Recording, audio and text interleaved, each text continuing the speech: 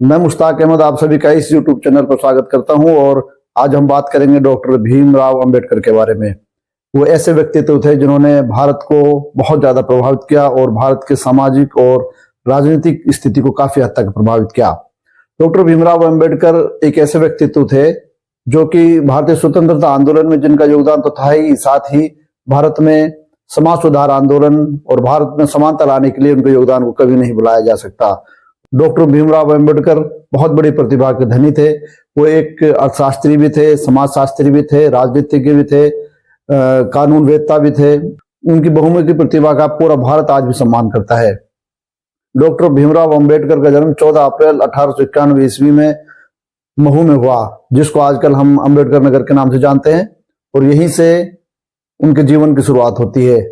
उनका बचपन काफी संघर्षों से गुजरा, क्योंकि वो जिस महार जाति से संबंध रखते थे उसको समाज में अछूत माना जाता था और उस जाति के लोगों के साथ उठना बैठना, खाना पीना या उनके साथ संवाद स्थापित करना भी काफी अच्छा नहीं माना जाता था। इसकी वजह से उन्हें काफी संघर्षों का सामना करना पड़ा और वो स्कूल में जाते थे या समाज में जब वो अपना जीवन व्यतीत करते थे तो उनको बहुत ज्यादा परेशानियां होती थी और उन्होंने बचपन में ठान लिया था कि मुझे इस व्यवस्था के खिलाफ लड़ाई लड़नी है और इस व्यवस्था को सुधारना है। इसलिए अपने पूरे जीवन में वो समानता की लड़ाई लड़ते रहे और अछूत वर्ग, जिसको समाज में बराबरी का स्तर प्राप्त नहीं था, उसके संघर्षों के लिए, उनके अधिकारों के लिए, उनमें चेतना और जागरूकता पैदा करने के लिए हमेशा उन्होंने कार्य किया और इसी के लिए वो आज भी पूरे भारत में जाने जाते हैं। भारतीय राजनीति, भारतीय समाज, भारतीय अर्थव्यवस्था, हर स्तर पर उनका कहीं न कहीं प्रभाव था। वो एक अर्थशास्त्री भी थे, वो समाजशास्त्री भी थे, वो कानूनवेत्ता भी थे, दार्शनिक भी थे और वो बहुत बड़ी प्रतिभा के धनी थे। इसलिए भारत में ऐसे व्यक्तित्व का होना हमारे लिए एक बहुत गौरव की बात है। तो आज हम डॉक्टर भीमराव अंबेडकर के बारे में बात करेंगे, उनके जीवन के कुछ पहलुओं के बारे में बात करेंगे, उनके जीवन के संघर्ष की बहुत सारी बातों के बारे में हम आपसे डिस्कस करेंगे। इसलिए मेरा आप सभी से अनुरोध है कि इस वीडियो को लगातार अंत तक देखिए और इस चैनल को लाइक कीजिए, सब्सक्राइब कीजिए, क्योंकि बड़ी मेहनत के साथ मैं आप सबके सामने वीडियोज को लेकर आता हूं। तो मैं सभी से अनुरोध करता हूं कि इनको कम से कम एक बार जरूर सब्सक्राइब करें। डॉक्टर भीमराव अंबेडकर ने बचपन में ही हालातों को समझ लिया था और उनको ये पता था कि अगर उन्हें ऊंचाइयों पर जाना है तो सिर्फ उनके पास एक ही रास्ता है कि अधिकतम शिक्षा प्राप्त की जाए, यानी शिक्षा की ऊंचाइयों को छुआ जाए। उन्होंने 1907 में अपनी मैट्रिकुलेशन पास की और 1912 में वो एल्फिंस्टन कॉलेज बम्बई से उन्होंने स्नातक की डिग्री प्राप्त की और इसके बाद वो लगातार अपने अध्ययन में लग गए। डॉक्टर भीमराव अंबेडकर को 1913 ईस्वी में अमेरिका स्थित कोलंबिया विश्वविद्यालय में उच्च शिक्षा प्राप्त करने के लिए चुना गया और यहीं से उन्होंने एमए और पीएचडी की डिग्री प्राप्त की अर्थशास्त्र विषय में। इसके बाद वो लंदन स्कूल ऑफ इकोनॉमिक्स चले गए और यहाँ से उन्होंने एमएससी और डीएससी की डिग्री प्राप्त की। डॉक्टर भीमराव अंबेडकर को पढ़ने लिखने में विशेष रुचि थी, इसलिए वो विभिन्न विषयों का अध्ययन करते थे। उन्होंने 21 साल की उम्र में ही अधिकतर धर्मों का अध्ययन कर लिया था और वो धर्म के मर्म को समझने लगे थे। इसके बाद उन्होंने पढ़ाई को जारी रखा। 1917 ईस्वी में वो लंदन स्कूल ऑफ इकोनॉमिक्स गए, वहां से उन्होंने एमएससी और डीएससी की डिग्री प्राप्त की। उन्होंने जर्मनी के बान विश्वविद्यालय में कुछ दिन अध्ययन कार्य भी किया। डॉक्टर भीमराव अंबेडकर अपने समय के सबसे ज्यादा पढ़े लिखे नेता और विचारक थे। उन्होंने अलग अलग विषयों में 32 डिग्रियां प्राप्त की और वो 9 भाषाओं के जानकार थे। इस तरह से डॉक्टर भीमराव अंबेडकर की बहुमुखी प्रतिभा का प्रभाव भारत के स्वतंत्रता आंदोलन और भारत के समाज पर पड़ना निश्चित था। डॉक्टर भीमराव अंबेडकर ने बड़ौदा के महाराजा के यहाँ वित्त सचिव के रूप में भी कार्य किया, लेकिन कुछ समय बाद ही उनका यहाँ नौकरी में मन नहीं लगा। उन्होंने यहाँ से त्यागपत्र दे दिया और बम्बई लौट आए।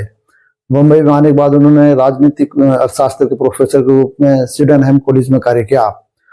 इसके बाद डॉक्टर भीमराव अंबेडकर लगातार सामाजिक कार्यों की तरफ झुकने लगे और 1923 में लंदन से वापसी के बाद उन्होंने भारत में सामाजिक सुधार के लिए कार्य करना आरंभ किया। 1923 ईस्वी में बम्बई में वकीलों के बार में उनको बुलाया गया और वहां पर उन्होंने अपना संबोधन प्रस्तुत किया।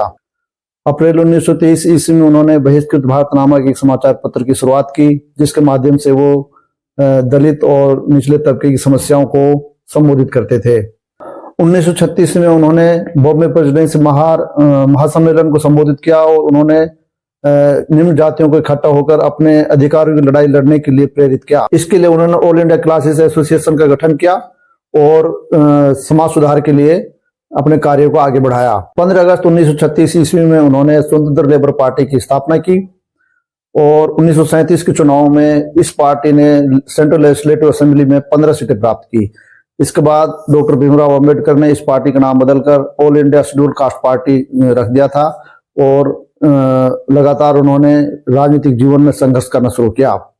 डॉक्टर भीमराव अंबेडकर ने कांग्रेस और महात्मा गांधी द्वारा 1938 में एक प्रस्ताव लाया गया था जिसमें दलितों को हरिजन शब्द दिया जाना था। डॉक्टर भीमराव अंबेडकर ने इसका कड़ा विरोध किया।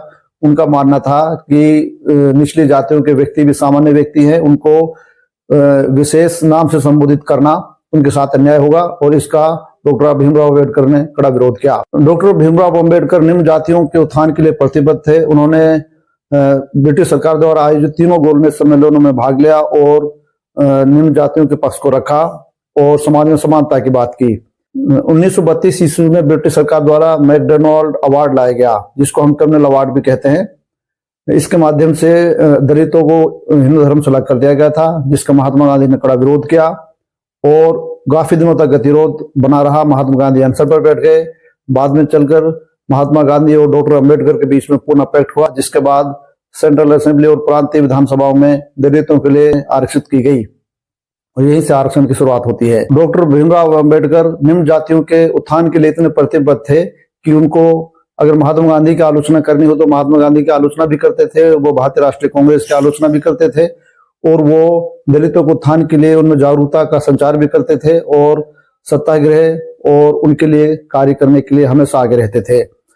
1942 ईस्वी में वायसराय की परिषद में डॉक्टर भीमराव अंबेडकर को संसद सदस्य के रूप में नियुक्त किया गया। 1946 ईस्वी में भारत में कैबिनेट मिशन आया, जिसके तहत भारत में अंतरिम सरकार बनाई गई, जिसके प्रधानमंत्री पंडित जवाहरलाल नेहरू थे। उसमें डॉक्टर भीमराव अंबेडकर को कानून और न्याय मंत्री बनाया गया। 1946 ईस्वी में डॉक्टर भीमराव अंबेडकर को संविधान सभा के लिए बंगाल से चुना गया। ये वही संविधान सभा थी जो